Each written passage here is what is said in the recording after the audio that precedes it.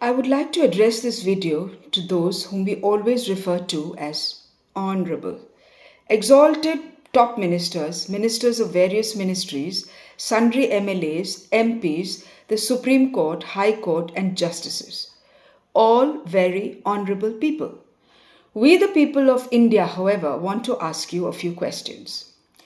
Since we always prefix their status with the word honorable, I looked up the definition of the word. Honorable means honest and fair, deserving of respect or high regard, guided by a sense of duty and ethical conduct. So, it stands to reason that those whom we refer to as honorable should embody these qualities. This is a slightly long video, but I have tried to put together almost all the questions that animal advocates, including community dog caregivers, have been asking the government and the Supreme Court because we hold them both responsible. Now let's look at the matter at hand. On November 7, 2025, Honorable Judges, also known as My Lords, Justices Vikram Nath, Sandeep Mehta, and N.V. Anjaria, ordered that all community dogs should be removed from public spaces such as hospitals, schools, and college campuses, highways, railway stations, airports, sports stadia, and government offices. This is nothing but another order in disguise after the earlier August 11th crazy order of Justice Pardiwala. Now wait, we want to ask these honorable ladies and gentlemen in power a few questions. 1. Firstly, is it honorable on the part of the highest court of the land, which is meant to safeguard the constitution and uphold the law, to make this absurd, impractical, and unconstitutional judgment based on biased media reporting, bypassing existing laws? Instead of slapping contempt of court on government agencies that did not implement earlier laws by punishing them for negligence, you order a death knell for our dogs who did nothing. What gives power to the courts to arbitrarily trash a law that has been passed earlier? This not only violates the doctrine of law, but sets a precedent for the courts. Just because the existing laws have not been implemented by government agencies, it doesn't mean that the laws don't exist. 2.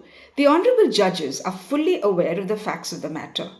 Despite knowing how absolutely impractical it is, they still voted for a misguided, anti-science, anti-people, regressive and Tughlaqian order that flies in the face of any sane and compassionate policy.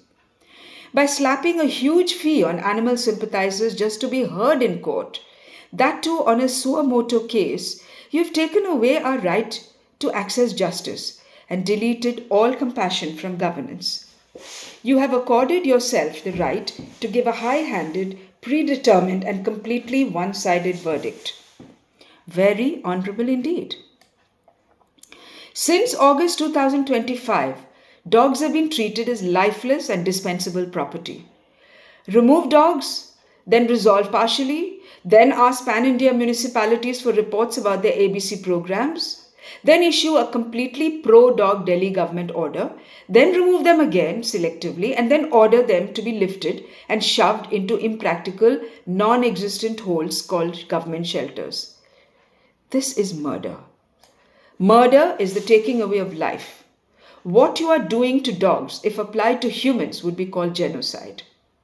This is a form of ethnic cleansing or the destruction of the other, whether they be humans or animals. Can you actually sit there and watch helpless animals being brutally lifted from their safe street havens to God knows where? Animals are the same victims of hate as displayed towards Dalits, women, people of other faiths, Adivasis, and the LGBTQI communities. The honorable government and the courts have created binary warring groups of lovers and haters, keeping the pot boiling and causing the caregiver network sleepless nights, acute anxiety, stress, and uncertainty. You have criminalized and brutalized kindness and removed the joy of loving and giving from our lives, creating an angry, disappointed, and frustrated mob that perforce has to leave their everyday lives to hit the streets. We have no choice and no peace. Do you think that by banding about our dogs, you're being clever in distracting us from real matters? But hey, we are not fools. We know exactly what is happening. Number 5. The Honorable Chief Minister of Delhi, Rekha Gupta, began it all by flagging off the downhill journey of urban animals. By adding Diwali crackers to the deadly pot, she terrified the animals and denied us clean air. Very honorable, Madam Chief Minister, you managed to drag your irresponsible statements from Delhi to the rest of India. How clever is that?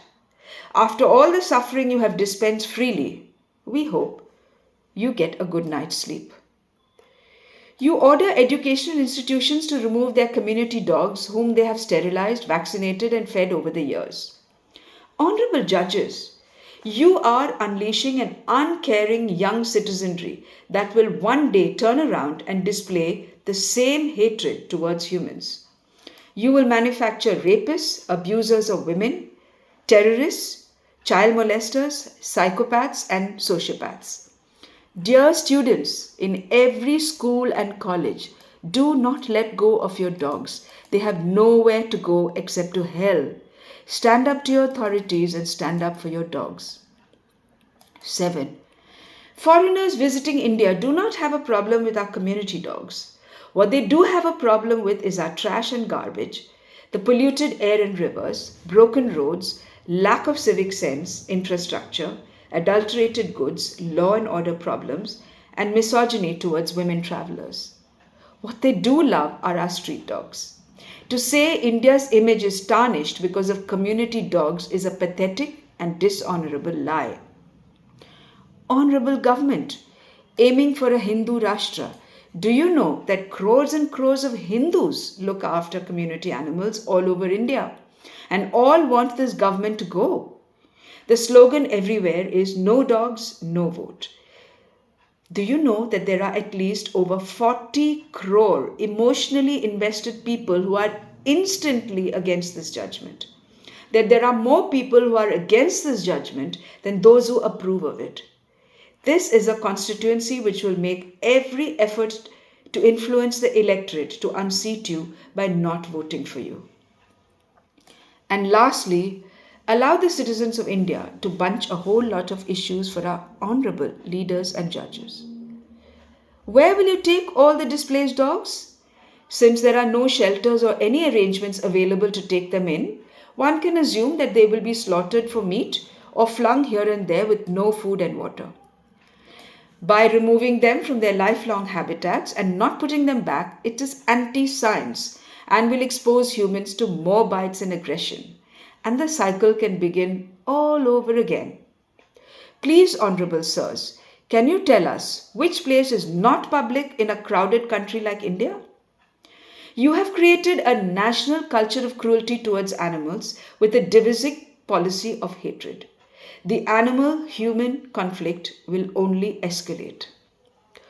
All this talk of Hinduism is hollow and meaningless unless you practice its core values of ahimsa and karuna. If you don't, you are notching up collective karma that can never be good for the country. Oh, and by the way, you and us, we both want less dogs on the streets.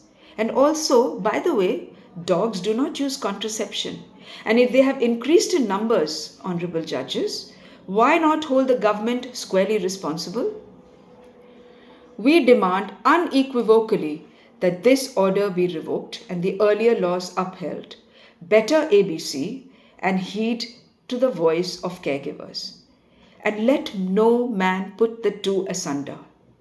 And here's a reminder asking the government and the courts to really deserve the title of honorable. Why not earn the love and respect of Indian citizens, which you're rapidly losing? Thank you.